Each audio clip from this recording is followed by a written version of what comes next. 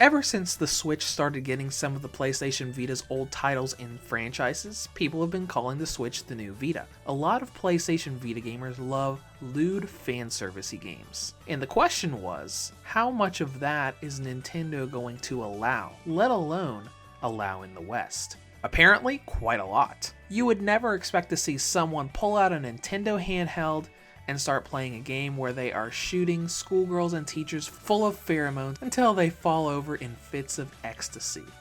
Yet here we are. Having imported the game with a full English translation, here is my review of Galgun 2 for the Nintendo Switch. Sometime after the events of Galgun Double Peace, the first Galgun that actually came to the West, a normal guy attending school has a strange app on his phone and is visited by an angel. He's been recruited into a special demon eradication program from heaven and given special equipment, a VR helmet, and a pheromone gun that not only can eliminate demons infesting the school, but also gives him a special aura that makes him the most irresistible man in the world. So he lives out his school life trying to eliminate demons, all while defending himself from hordes and hordes of love-struck schoolgirls and teachers alike. Now, if you're new to the series, obviously this is going to be a very awkward fan-service-y plotline. Because in essence, you are in the middle of your own harem and you have to defend yourself from all of the girls trying to confess their love to you and make them yours by shooting them up with pheromones until they collapse in fits of ecstasy. Now, getting past the awkwardness, chronologically this game takes place a little bit after Galgun Double Peace, as I said just a moment ago, and both heroines and the villain from Double Peace do make appearances in this game. In terms of gameplay, I would label Galgun 2 as an on-rails first-person shooting game, with some light dating sim elements thrown into the mix as well. Now, the main difference between Galgun 2 and the previous games of the series is that the story is far less linear and you have a lot more freedom in what you can do.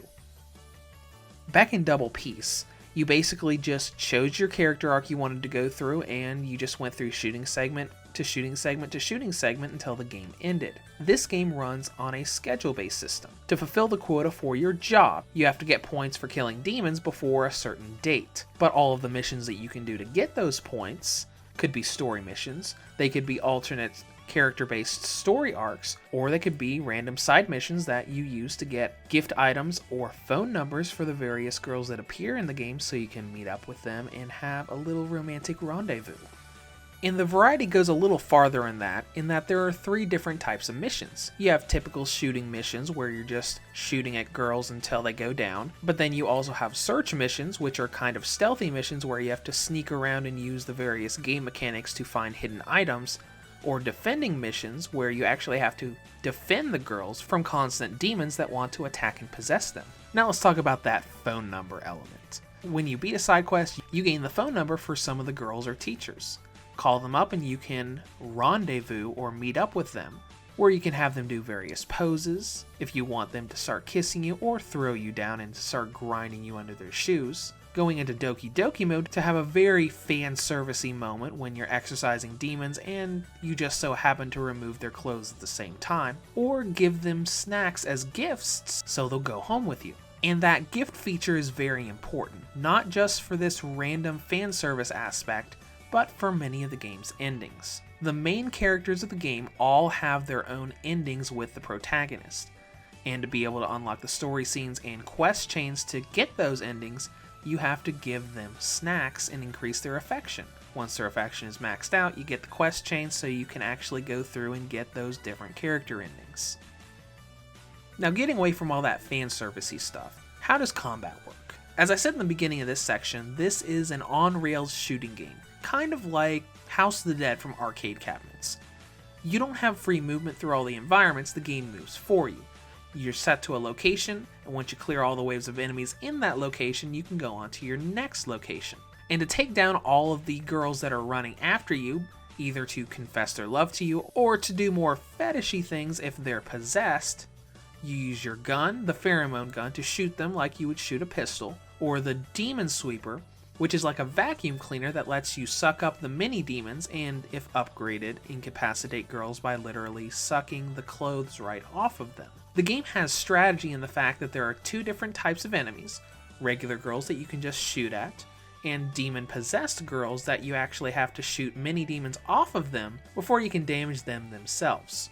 Tying that with the fact that there are a lot of different attacks they use, from melee attacks to long-range range attacks that require you to use your scope, there is a fair amount of tactics involved in actually doing the shooting game other than just shooting girls and watching them fall over being love-struck. And before closing this section, let's talk about content and length. Galgun Double Peace on the Vita was notoriously short.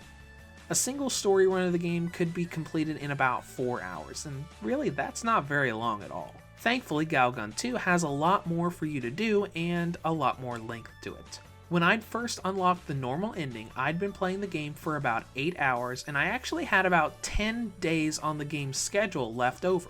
Now, one of the character endings took me every last one of those 10 days, and by the time I had done a complete story cycle, I'd been playing for about 11 to 12 hours. So a full run through the story should take you somewhere between 10 and 12 hours depending on how much you skip when the story quests unlock. The only thing I'll say about controls is that I don't like the analog controls for Galgun 2. Moving your aim with one of the two analog sticks feels very clunky and very tank-like. It's not an issue with the controllers themselves, because it works very well in other games, but in this game it just feels unnecessarily tank-like. Thankfully, the game also has motion controls for aiming, so you don't have to worry about having that clunky analog control scheme for the entire game. As far as presentation goes, visually the game looks really pretty and is polished really well. I don't think I saw a single jagged edge across the entirety of the game. The only problem with presentation is the frame rate, and it's a very minor problem. Galgun 2 stays at a steady 30 frames per second in all areas of the game except for 2. The bedroom where you end each day, and the cave environment where a couple missions take place. In the cave, it drops a little bit under 30 frames per second. It's not a huge drop, but it's definitely noticeable when you're using your zoomed in motion controls. And now let's talk about battery life, because that's important. This is the first Galgun game to be playable in both portable and TV formats in a single version of the game, because Double Peace on the Vita is not compatible with the PlayStation TV. Here are my battery times from 100% to 0%. Maximum brightness of the Wi-Fi on, 2 hours 34 minutes. Maximum brightness of the Wi-Fi off, 2 hours and 39 minutes. Lower brightness of the Wi-Fi on, 3 hours and 11 minutes. Lower brightness of the Wi-Fi off, 3 hours and 15 minutes. This is very low on the spectrum. These are the same sort of battery readings you get out of The Legend of Zelda Breath of the Wild, but at the same time, you'll still get quite a bit done in that amount of time. Now, in conclusion, Galgun 2 is a game that I, and probably most of the internet, never expected to actually release on a Nintendo console in English. Now there are some small issues that I mentioned with the controls, the frame rate, and a couple other things. But this is a fun first-person shooter if you're a fan of quirky anime games or fan service, just so you know what you're getting into beforehand. Reviews to Go rates Galgun 2 for the Nintendo Switch an 8.5 out of 10. If you have any comments or questions, feel free to leave them below or head to the website at www.reviewstogo.com.